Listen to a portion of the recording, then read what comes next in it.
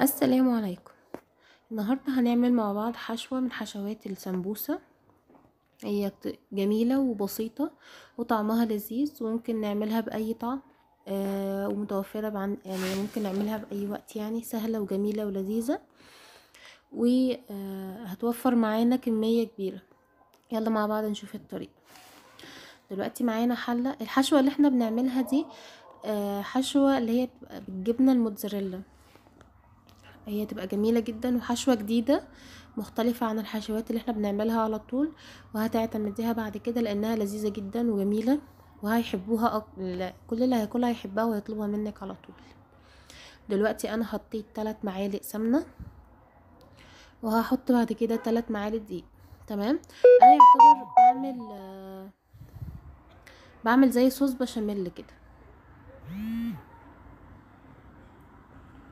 حطيت الدقيق اهو، حطيت 3 معالق وهقلبهم لحد ما يسيحوا في السمنه، زي كأننا بنعمل بشاميل عادي. هحط المعلقه الرابعه لان انا حسيت ان السمنه الدقيق قليل، بس برضو ما يفضلش ان احنا نكتر الدقيق ويكلكع كده. خليه دايما يكون سايح في السمنه كده عشان ما يتحرقش منك بسرعه، وما يبقاش كميه كبيره تتقل منك البشاميل بسرعه. هنقعد نقلب كويس جدا في الخليط ده، يعني لحد ما تحسي او تشمي ان انتي في ريحه دقيق متحمص. تمام. بعد كده هننزل بكميه اللبن. عندنا انا معايا كوبايتين كوبايتين الحليب او لبن. تمام. نقعد نقلب بقى فيهم كويس جدا لحد ما تتقل خالص. احنا هنا عايزينها تقيله عشان لما نيجي هنحط الجبنه هتيجي تمط عندنا. تمام. يعني عندنا كوبايتين الدقيق هنحط عليهم كوبايتين موتزاريلا. تمام. حطيت الملح دلوقتي، ظبطت الملح بتاعي، وبعد كده هنقلب زي ما انتم شايفين كده. القوام بدأ يتقل، انا عايزاه يتقل اكتر شويه كمان. بعد كده هنحط عليهم او هنضيف عليهم كميه الجبنه اللي عندنا. انا معايا كميه الجبنه كوبايتين جبنه موتزاريلا. ممكن تستخدمي اي نوع عادي، بس يفضل انه يكون النوع كويس ونضيف. يعني حطيت اهو كميه الموتزاريلا اهي، دي اول كوبايه. هقلبها وبعد كده هضيف الكوبايه التانية عندي. اول ما انت تيجي تبداي تضيفي الجبنه الموتزاريلا هتلاقي الخليط كتل كده، بس هيدوب على طول يعني، بس خلي ايدك فيه على طول عشان ما يكلكعش منك. هنضيف دلوقتي ضفنا الموتزاريلا اهو، وبنقلب كويس عشان الخليط اللي هو يمتزج مع بعض. يعني زي ما انتم شايفين كده المطه بدات تبان في الجبنه.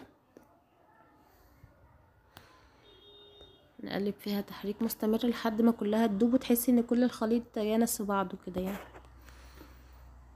بعد ما نخلصه هضيفله معلقتين حبة البركة. مش حباها برضو عادي، ممكن تضيف لها زعتر كمان بتبقى جميلة. هحط لها دلوقتي معلقتين حبة البركة.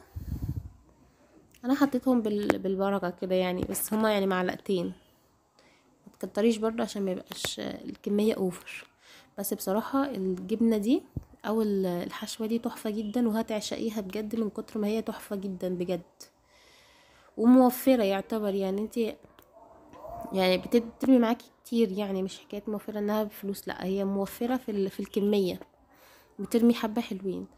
دي كده بعد ما خليناها تبرد، بعد ما خليتها تبرد وسبتها تبرد وتشد نفسها كده، دي القوام بتاعها. هو بيبقى ناشف شوية او اللي هو متماسك شوية، بس بعد كده لما نيجي نحطه في الجبنة بيسيح. دي عندي برضو حشوة لحمة متعصجة هنحشي بيها برضو السمبوسة. دلوقتي انا عندي شرايح الورق السمبوسة او رقائق السمبوسة. هنيجي بقى نلفها كده زي ما كلنا بنلفها. اظن كل الناس بتعرف تلفها يعني، بس برضو انا بوريكم عشان اللي بيعرفش يلفها يعني بيستفاد منها يعني. بنجيب كده نعمل زي شكل مثلث، بعد كده نقعد نلفه مرة مع مرة يعني لحد ما يتلزق يعني، او يجيب شكل مثلث كله. بعد كده انا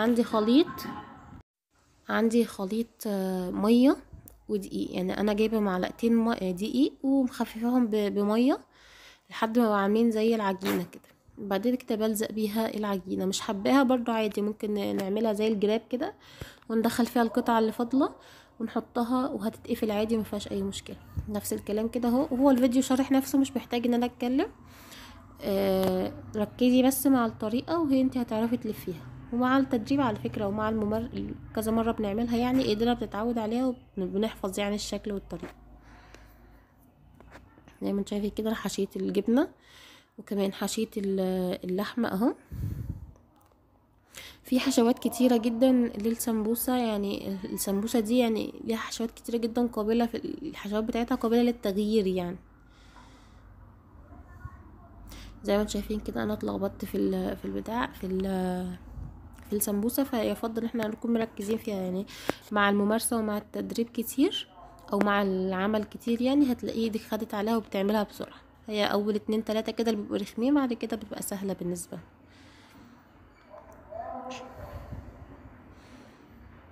زي ما قلت لكم الفيديو شارح نفسه، ركزي بس في طريقة اللف وانت هتعرفي بعد كده تعمليها.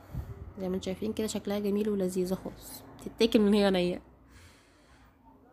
بعد ما خلصت كده حمرتها في زيت غزير، حمرتها يعني بس، او ما تاخد لون من ناحيه اروح قلبها الناحيه التانية، او ما تاخد لون نطلعها على طول، ما نسيبهاش تاخد لون زياده عشان ما تتحرقش.